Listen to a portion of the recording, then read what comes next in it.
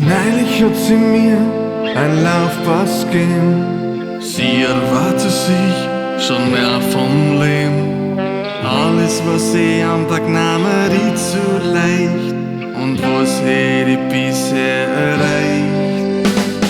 Also hat sie gesagt, sie möchte einander noch. Einer, der wo sich sie leisten kann.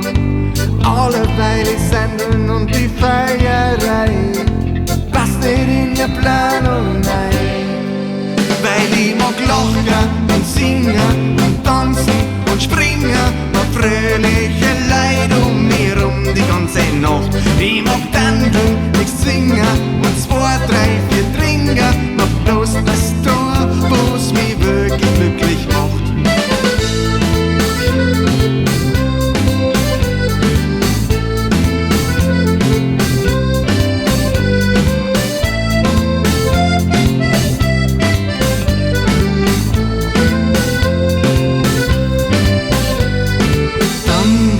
Wieder noch ein halben Jahr.